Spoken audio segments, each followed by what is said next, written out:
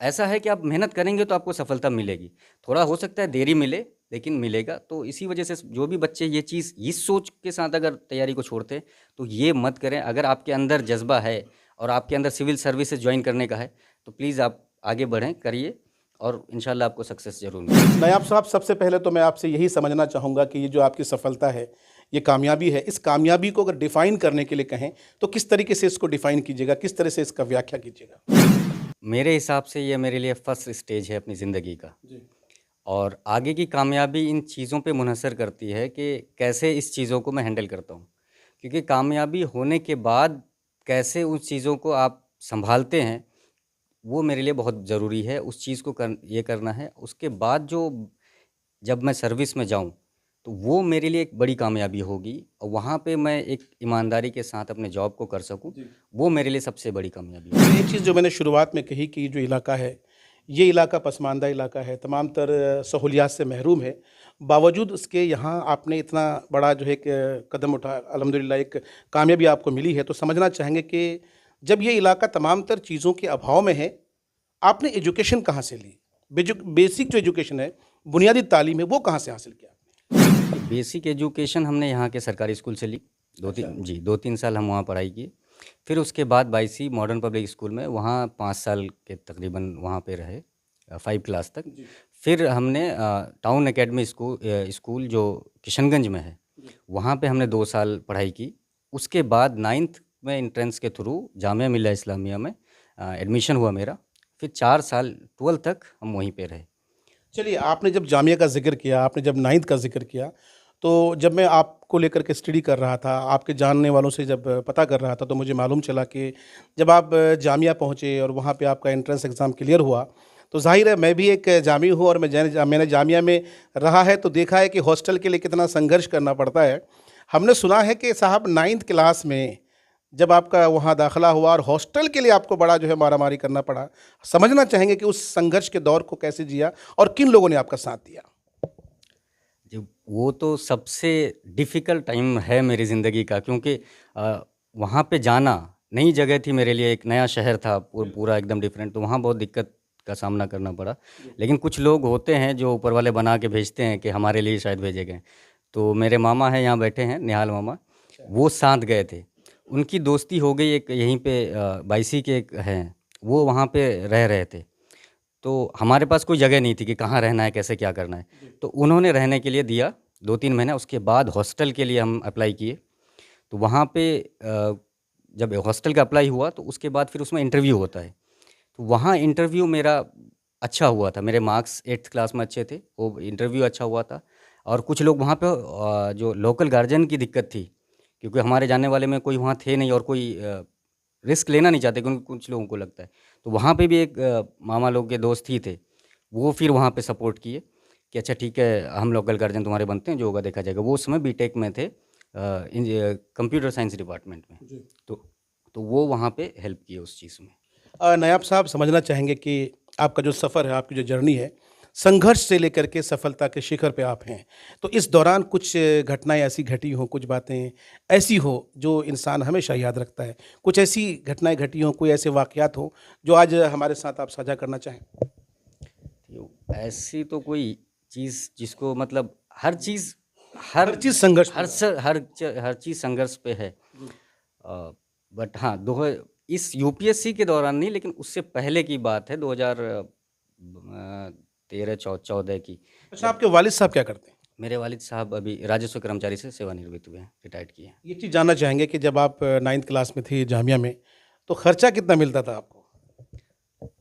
खर्चा जो हॉस्टल का खर्चा होता था, और जो कभी ऐसा फिक्स नहीं रहता था। ये बात मैं इसलिए पूछ रहा हूँ क्योंकि हमारा जो ये इलाका है, सीमांचल का इलाका, हमारे वालिद साहब भी सरकारी जॉब में थे, लेकिन हमें बड़ी मुश्किल से 3000 मिलता था और उसी में पूरे महीने का गुज़ारा करना पड़ता था और वो काफ़ी संघर्षपूर्ण होता था हमारे लिए।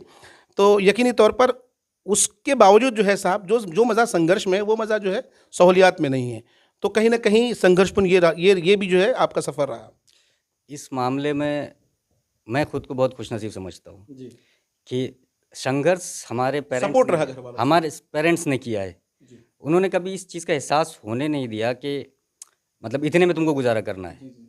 हमको जितने की ज़रूरत है अगर हमने मांग लिया एक वक्त पे, तो वो कहाँ से लाएंगे इस बात का हमको अंदाज़ा नहीं है, लेकिन वो ला के वक्त पे हमको देते थे। तो ये चीज़ का एहसास नहीं होने दिया मुझे कभी भी अभी तक। तो नायब साहब एक चीज़ और समझना चाहेंगे कि वक्त के साथ जिस तरह से हालात बदल रहे हैं, जिस तरह से ज़माना बदल रहा है और आज के इस दौर में, आज के इस ज़माने में मैक्सिमम जो स्टूडेंट्स हैं, वो पढ़ाई से दूर होते जा रहे हैं। सोशल मीडिया का ज़माना है, लोग इंस्टाग्राम पे, फेसबुक पे, ट्विटर, व्हाट्सएप पे अपना वक्त वक्त ज़ाया करते हैं और ऐसे दौर में 25 साल की उम्र में यूपीएससी क्वालिफ़ाई करना अपने आप में काबिल तारीफ़ है। नई नस्ल के लिए क्या मैसेज है आपका? देखिए मैसेज ये है कि आप मेहनत कीजिए। देखिए कोई भी चीज़ है ना दुनिया में, छोटी से छोटी चीज़ है, अगर एक किसान भी काम करता है ना, उसका एक फसल उगता है, उसके पीछे बहुत मेहनत लगती है। जी, तो हर चीज़ का दारोमदार सबसे बुनियादी चीज़ मेहनत पे होती है। जी, आप मेहनत का हौसला रखिए और मेहनत अपनी ईमानदारी के साथ कीजिए, अपने से ईमानदारी बरतिए और लगे रहिए वक्त के साथ। और जो सोशल मीडिया इन चीज़ों का जहाँ तक जिक्र है, तो नुकसान तो है इसका, बहुत लिमिटेशन है सारे। उसकी। हाँ, बहुत सारे लिमिटेशंस हैं।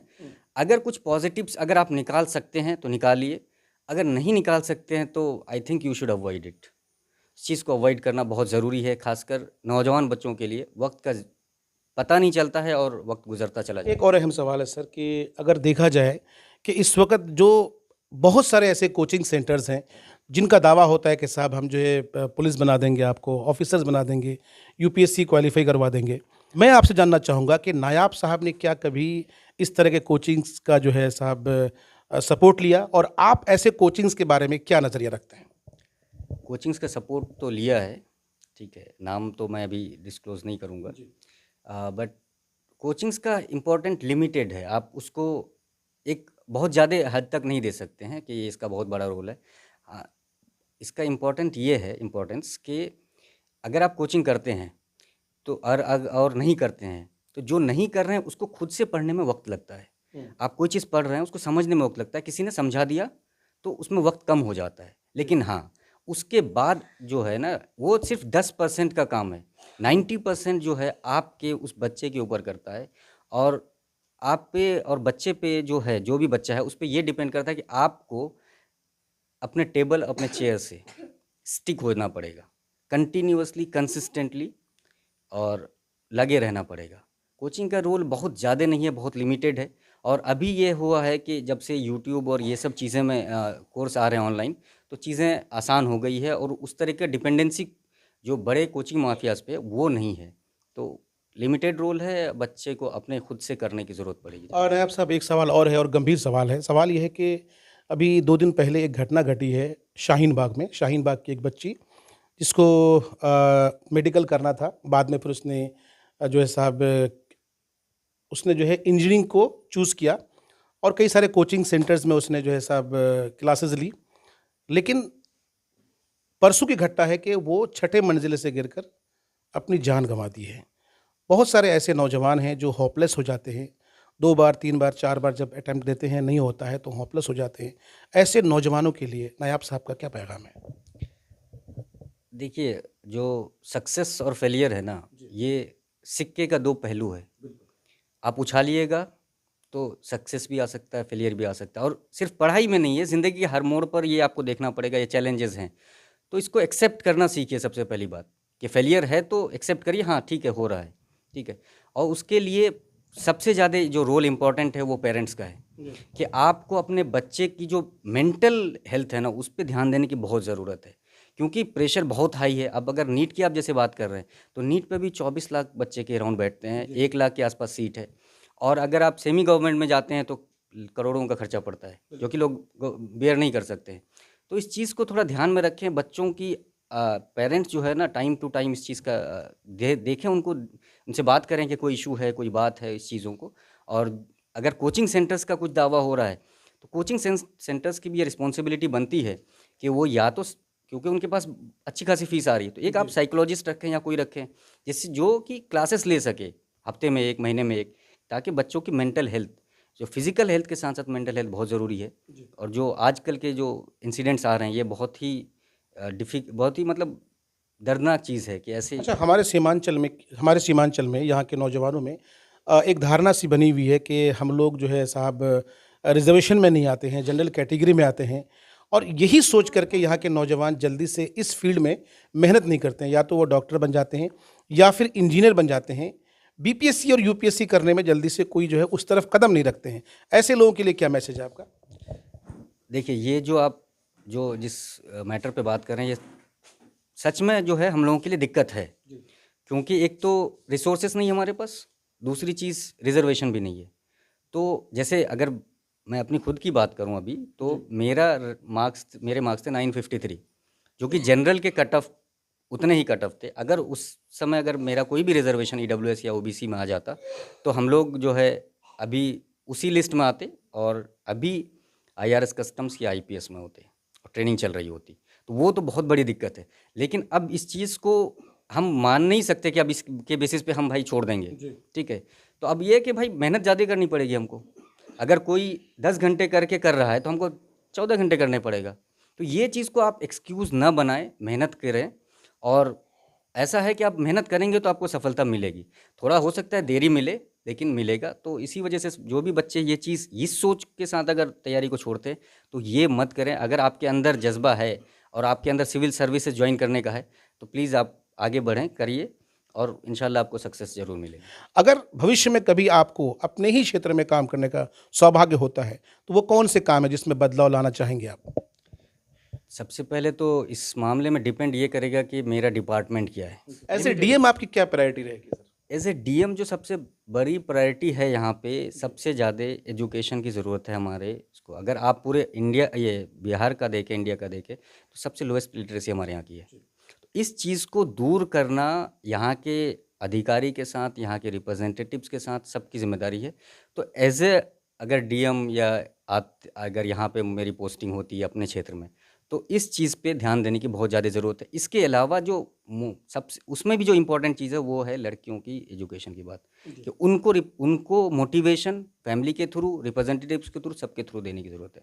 और बाकी जो सेकेंडरी चीज़ें हैं उस पर भी ध्यान दिया जाएगा। चलिए, बहुत बहुत शुक्रिया। तो ये थे नायाब अंजुम साहब, और अपनी सफलता, अपनी कामयाबी को लेकर के बड़े ही बेबाक अंदाज में अपनी बात रख रहे थे। इस वीडियो को आप दुनिया के जिस खित्ते से देख रहे हैं, जिस कोने से देख रहे हैं, अब आपकी जिम्मेदारी बनती है कि इस वीडियो को अधिक से अधिक शेयर करिए, क्योंकि ये एक मोटिवेशनल वीडियो है। ये एक ऐसा मैसेज, एक ऐसा पैगाम है जो आने वाली नस्लों को, उनकी जो ज़िंदगी है उसको बदलने के लिए बहुत काफ़ी है। इस वीडियो में इतना ही। अगर इस वीडियो को फेसबुक पर देख रहे हैं तो जाने से पहले पेज को फॉलो कर लीजिए, और अगर यूट्यूब पर देख रहे हैं तो चैनल को सब्सक्राइब कर लीजिए। अल्लाह हाफिज़।